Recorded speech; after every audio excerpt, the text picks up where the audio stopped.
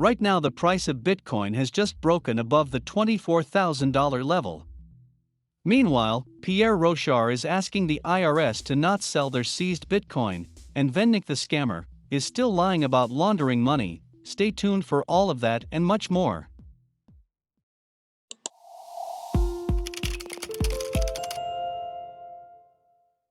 First, let's talk about the news.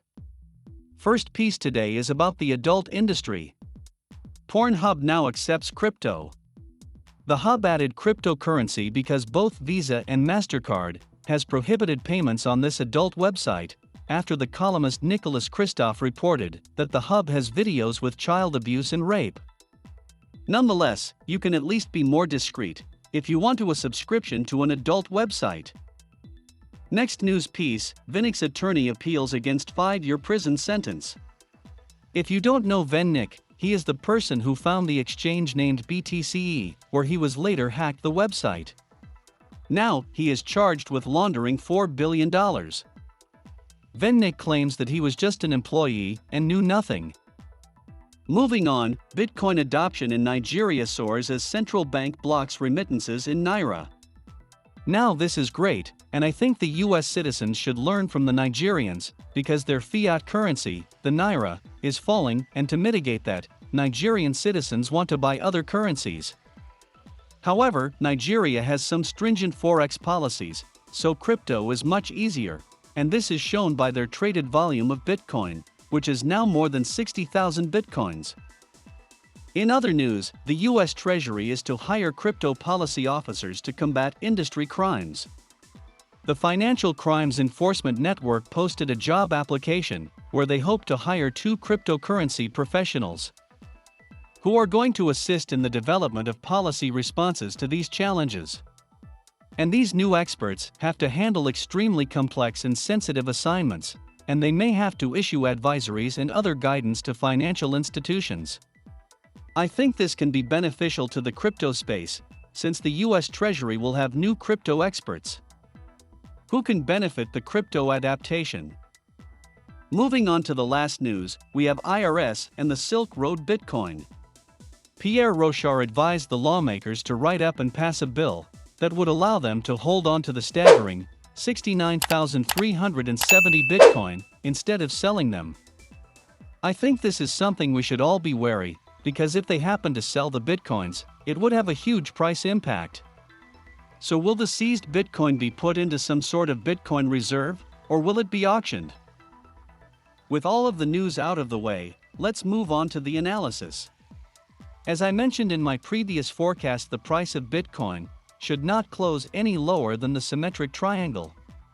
Also, after breaking above descending trading channel, as well as my symmetric triangle, the price of Bitcoin retested the all-time high once more and has finally broken through. With that being said, where is the price headed? As you can see on my rising channel, there is an area of resistance.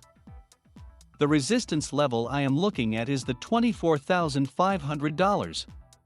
As for support levels, I would say the $22,000 is the lowest we will go, but if we do, according to the upper trend line of my rising channel, the lowest possible is the $21,000 area. Now that we have the range established, where do I think the price will go? Since people are eyeing the $30,000 price level, by the end of 2020, I think we may consolidate around the $25,000 for a few days. However, if it is broken, the price can easily surge to the $26,000 and up to the $27,000 area. Moving on to Ethereum, it also looks great. As you can see, the price is currently trading within this rising channel.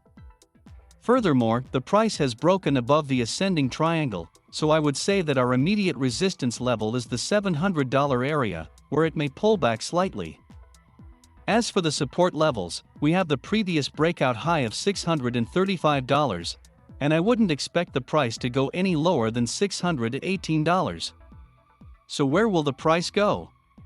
The resistance levels that you can see are the highs of 2018, so the $750 should serve as a good consolidation or pullback area. So let us see what Ethereum does as it approaches $750. The last coin of the day is, as always, XRP, XRP wasn't looking the best and kept dumping, even though the other coins were seeing gains. However, XRP has finally surged back to the accumulation area and is now looking to break the two key resistance levels, 62.48 and 67.68. You may have noticed another formation on my chart, and that's the ascending triangle. I expect the price of XRP to blow past the high of 78.39 when it breaks above the upper trend line of my triangle, which is the 71 cents area. However, let's see how it develops.